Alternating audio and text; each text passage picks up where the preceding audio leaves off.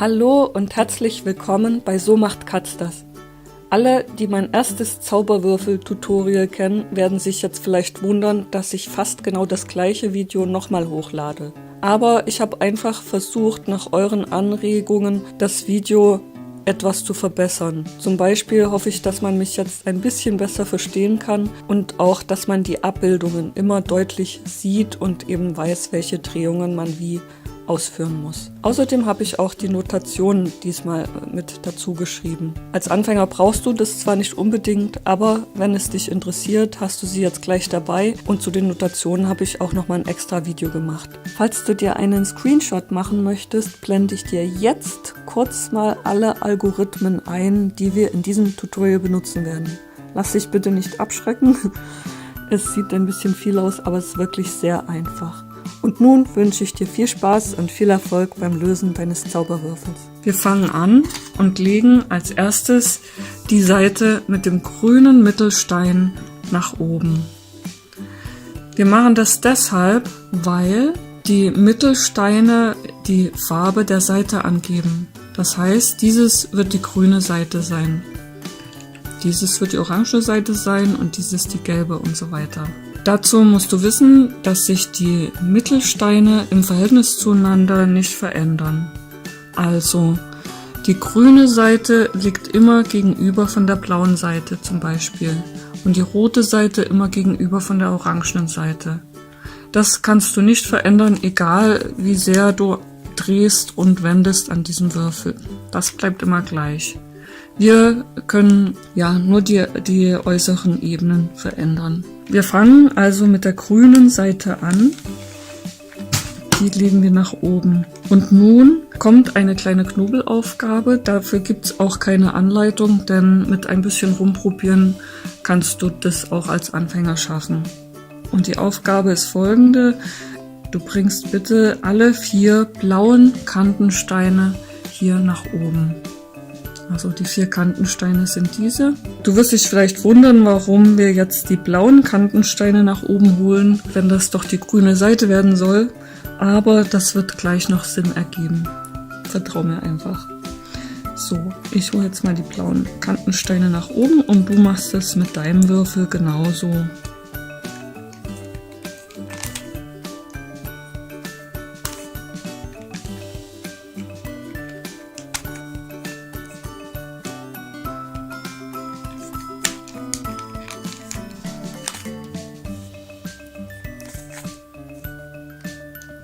Jetzt haben wir die blauen Kantensteine oben. Hier hat sich auch ein blauer Eckstein schon hingeschmuggelt.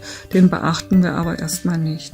Als nächstes schauen wir uns mal an, welche Farben an den blauen Kantensteinen noch zu sehen sind. Denn das Wichtige, wenn du den Zauberwürfel lösen möchtest, ist, dass du eben dreidimensional denkst und nicht versuchst, die einzelnen Flächen unabhängig voneinander zu lösen, denn das funktioniert nicht. Hier sehen wir also den blau-orangenen Kantenstein und auf dieser Seite wollen wir die orangene Seite am Ende haben. Wie machen wir das? Wir holen uns den orangenen Mittelstein, denn dieser zeigt ja die Farbe der Seite an. Da ist er. Und wenn wir das gemacht haben, dann drehen wir komplett diese Ebene nach unten, so dass der blaue Kantenstein jetzt unten ist auf der gegenüberliegenden Seite. Und gleich macht das auch Sinn, denn wir machen das mit den anderen 3 blauen Kantensteinen genauso und die sind dann nämlich unten, wo wir die blaue Seite gegenüber von der grünen Seite aufbauen. Hier haben wir den blau-gelben Kantenstein und der gelbe Mittelstein ist schon da, wo wir ihn haben wollen. Das heißt, wir können auch hier diese Ebene um 180 Grad nach unten drehen. Hier ist der blau-weiße Kantenstein. Wir holen den weißen Mittelstein und drehen das nach unten. Und den blau-roten, da holen wir den roten Mittelstein und drehen das um. Und wenn wir jetzt den Würfel umdrehen, dann sehen wir, was wir gemacht haben, nämlich eine blaue Blume oder ein blaues Kreuz. Auch hier hat sich ein blauer Eckstein noch dazwischen geschmuggelt, für den interessieren wir uns erstmal nicht.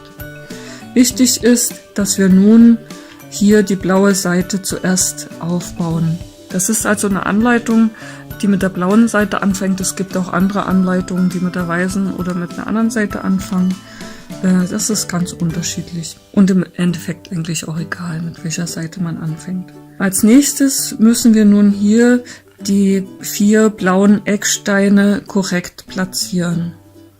Und auch hier schauen wir wieder nicht nur die Fläche an, sondern den Würfel als Ganzes und die angrenzenden Flächen. Wenn ich mir zum Beispiel diesen Eckstein anschaue, dann sehe ich, dass der blau sein muss, dass die angrenzende Seite orange ist, das heißt, der muss auch orange sein und die andere angrenzende Seite ist gelb.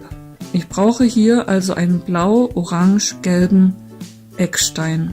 Den suche ich jetzt erstmal und habe ihn auch schon gefunden. Der ist in einer falschen Ecke drin. Das bedeutet, bevor ich den hier hin platzieren kann, muss ich den erstmal aus der Ecke rausholen. Und wie wir das machen, zeige ich dir jetzt. Dafür gibt es die erste Anleitung mit den Drehabfolgen. Also es sind 4 Abfolgen, die man einfach so ausführt, wie sie hier aufgemalt sind. Das Ziel ist, den blau-orange-gelben Stein hier rauszuholen. Wichtig ist, dass man diesen Stein, den man eben aus der Ecke rausholen möchte, dass man den immer hier oben rechts platziert. Und jetzt führen wir einfach diese Abfolge aus. Also die rechte Ebene drehen wir nach unten, die obere Ebene nach links, die rechte Ebene wieder nach oben und die obere wieder nach rechts. Jetzt haben wir den Stein rausgeholt, jetzt können wir ihn dort einfügen, wo wir ihn haben wollen. Also blau, orange, gelb. Wir schauen erstmal, wo der ist. Der ist hier hinten, auf der hinteren Ebene. Und die hintere Ebene, die kann ich ja verdrehen, wie ich möchte. Das macht noch nichts aus. Hauptsache hier vorne das Blaue bleibt. So, und dazu ist das Wichtige, was du wissen musst, dass mit dieser Drehabfolge immer der hintere rechte Stein nach vorne rechts gebracht wird. Also deswegen habe ich jetzt hier den blau-orange-gelben Stein hingedreht, weil ich ja weiß, dass der nach vorne springt, wenn ich diese Abfolge mache. Also, legen wir los. Und da habe ich ihn. Blau-orange-gelb ist der richtige Stein, aber leider nicht richtig rum. Das macht aber gar nichts, denn wir können einfach wiederholt diese Abfolge ausführen und der Stein dreht sich dabei auch. Und irgendwann sitzt er richtig. Jetzt ist er wieder nach hinten gesprungen und hat sich bereits umgedreht. Jetzt hole ich ihn wieder nach vorn, genau mit dieser Abfolge und siehe da, er sitzt richtig. Genau das mache ich mit den 3 anderen Ecken auch noch. Hier brauche ich jetzt den blau-gelb-roten Stein. Den suche ich. Blau-gelb-rot. Der sitzt auch hier in einer falschen Ecke. Das heißt, den muss ich erstmal rausholen. Ich drehe den Würfel wieder so hin, dass dieser Stein, den ich rausholen möchte, oben rechts sich befindet. Und mache diese Abfolge. Jetzt habe ich den rausgeholt, blau, gelb, rot und suche ihn. Hier ist er. Und diesen blau-gelb-roten Stein drehe ich mir so hin, dass er hinten in der rechten Ecke ist und hole den wieder hier nach vorne.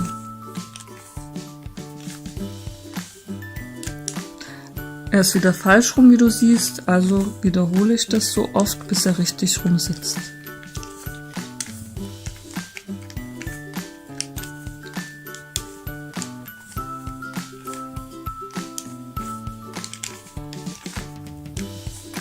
So, jetzt sitzt er genauso, wie wir ihn haben wollen.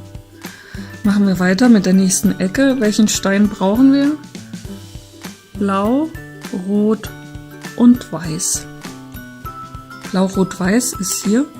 Also drehe ich den rüber und hole den wieder nach vorne.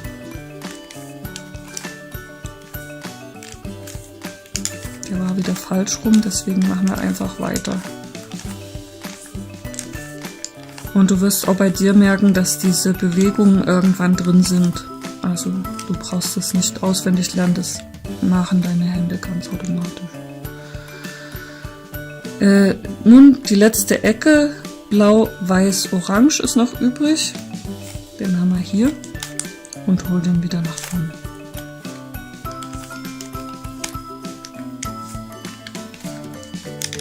Der war auch wieder falsch rum. Das macht aber nichts, wir machen einfach weiter, bis er richtig sitzt.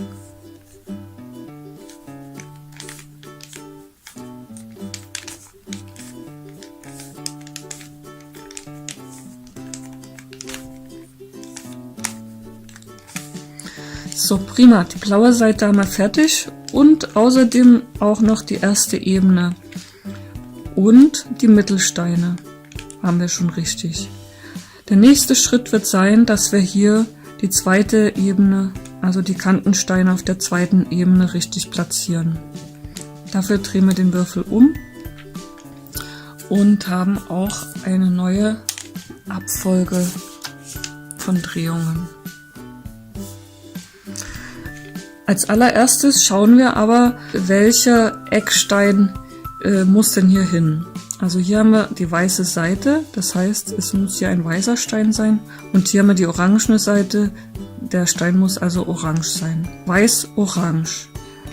Wir schauen mal, ob wir den finden, der ist hier.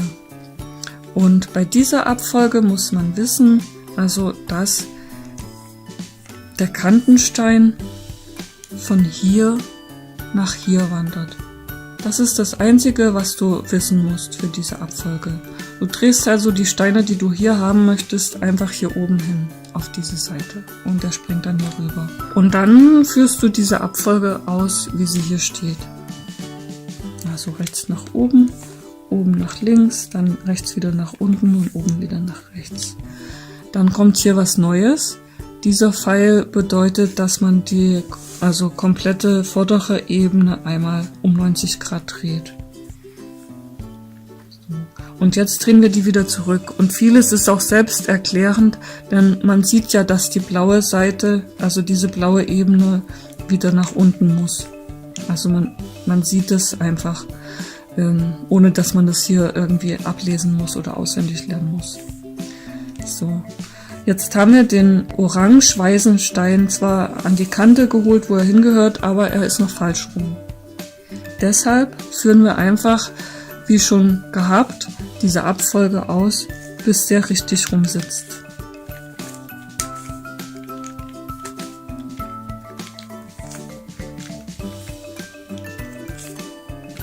Jetzt ist er wieder hier hochgewandert, hat sich aber schon rumgedreht. Das heißt, wenn wir die Abfolge nochmal ausführen, müsste der hoffentlich richtig sitzen. So, da ist er, weiß-orange. Wir machen weiter mit orange-gelb. Der orange-gelbe Stein, der sitzt schon da, wo wir ihn haben wollen, und den holen wir jetzt hier rüber.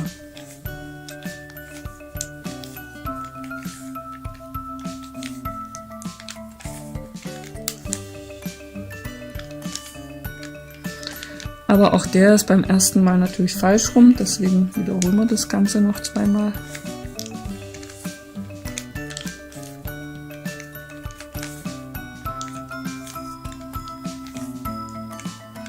Jetzt ist er wieder hier.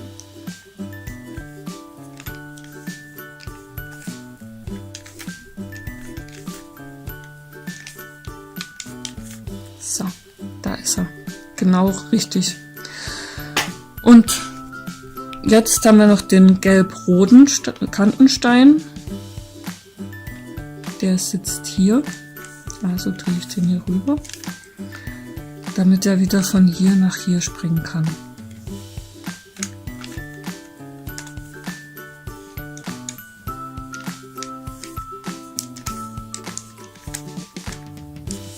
So, jetzt der letzte Kantenstein, genau. Rot-Weiß, den haben wir hier. Rot-Weiß.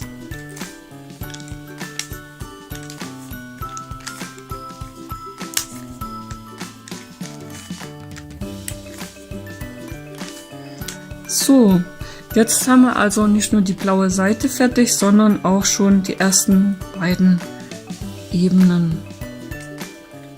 Wie geht es jetzt weiter? Unser nächstes Ziel ist, die grüne Seite fertigzustellen. Und dafür gibt es eine neue Anleitung gleich, aber zuallererst gibt es nochmal was ganz Neues. Und zwar müssten wir den Würfel nach einer dieser Abbildungen ausrichten. Also schaut euch das einfach mal an und schaut, welche davon zutreffen könnte. Also es ist die zweite Abbildung. Also hier ist ein grüner Stein und hier sind die 3 grünen Steine in der Ecke. So richten wir den Würfel nun aus. Und so sieht die nächste Abfolge von Drehungen aus. Die grüne Seite ist also oben, wie wir hier gesehen haben. Die ist oben. Und hier fangen wir gleich an, die vordere Ebene nach rechts zu drehen. Die rechte nach oben, oben einmal nach links, nach oben. Zack. So. Unser Ziel ist es, ein grünes Kreuz zu bauen. So wie wir vorhin mit dem blauen Kreuz angefangen haben, fangen wir jetzt mit dem grünen Kreuz an. Da es noch kein grünes Kreuz ist, müssen wir den Würfel wieder ausrichten nach einer dieser Abbildungen. Und das machen wir so lange, bis wir ein grünes Kreuz haben. Diesmal ist es die erste Abbildung. Ja, hier ist ein grüner und die 3 nebeneinander. Und nun kommt wieder hier diese Drehabfolge.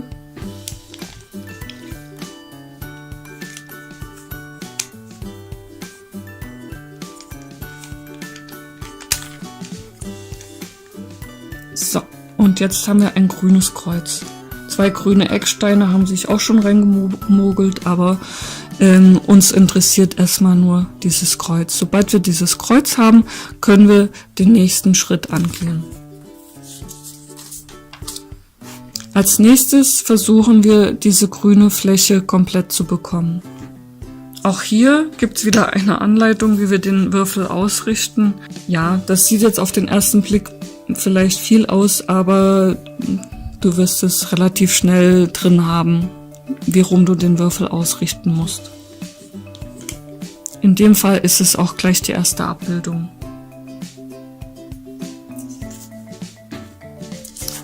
Und hier kommt auch die nächste Drehabfolge. Wie gesagt, wenn du das ein paar Mal gemacht hast, wird das automatisch drin sein. Deine Hände machen das automatisch.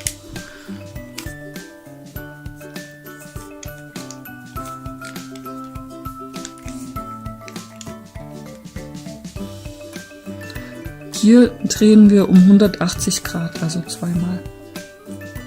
Und wie gesagt, es ist auch selbsterklärend, weil natürlich hier die blaue Ebene wieder nach unten muss. So, wir haben jetzt die grüne Fläche noch nicht fertig. Das bedeutet, dass wir wieder diese Abbildungen holen und neu ausrichten müssen. In dem Fall ist es die letzte Abbildung.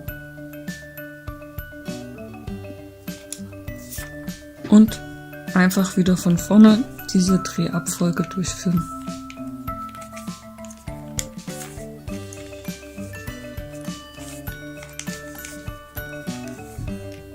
Und zum letzten Mal, denke ich, müssen wir den Würfel ausrichten.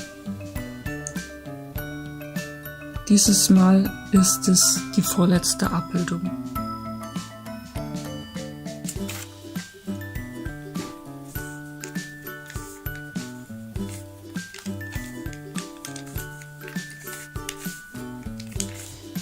So, also die grüne Seite haben wir nun fertig. Unser nächstes Ziel sind die Ecken. Jetzt schauen wir erstmal, ob vielleicht hier Ecken schon passen. Diese zum Beispiel. Also gelb-orange passt und orange-weiß passt auch. Was noch nicht passt, sind diese beiden Ecken. Die müsste man tauschen. Also rot-weiß gehört hierhin und rot-gelb gehört hierhin. Auch hier gibt es wieder eine Abbildung bzw. 2 Abbildungen. Ich weiß nicht, ob man das erkennen kann, diese schwarzen Pfeile. Und zwar richtet man jetzt den Würfel so aus, wie die Pfeile das anzeigen. Also diese Ecken müssen getauscht werden. Diese 2 Ecken müssen ja getauscht werden. Diese? Genau, die sind richtig. Diese 2 Ecken müssen getauscht werden, so wie in der ersten Abbildung. So richten wir den Würfel aus. Und dann können wir loslegen. Nicht erschrecken, die ist ein bisschen länger jetzt, die Abfolge.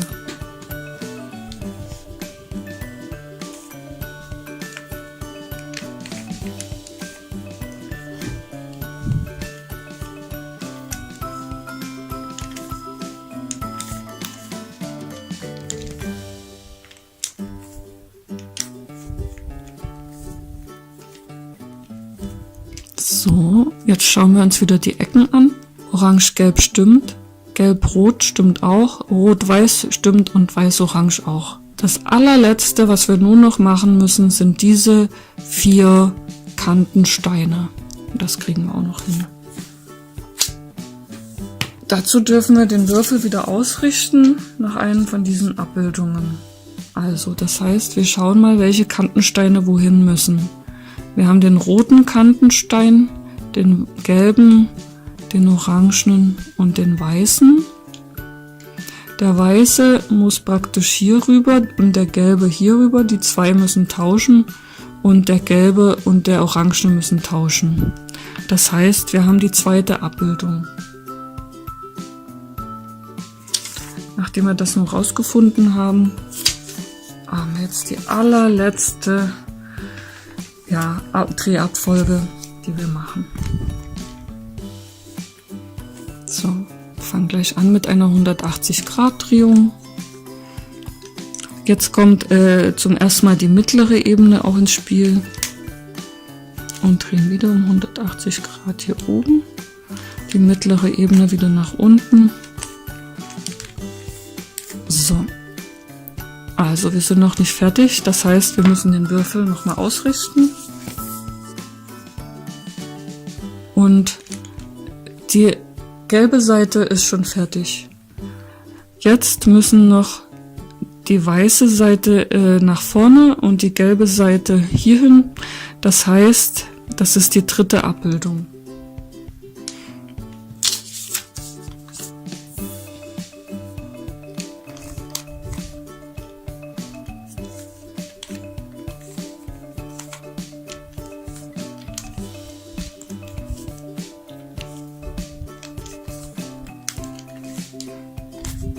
Und voilà,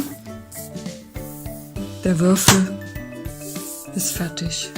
Ich hoffe, bei dir hat es auch geklappt. In dem Fall würde ich mich über ein Like oder Kommentar von dir freuen. Wenn es nicht geklappt hat, ist das nicht weiter schlimm. Versuch es einfach nochmal. Auch ich habe am Anfang mehrere Anläufe gebraucht, bevor ich den Zauberwürfel das erste Mal gelöst habe. Bleib einfach dran, du schaffst das. Ich würde mich freuen, wenn wir uns beim nächsten Tutorial wiedersehen. Tschüss!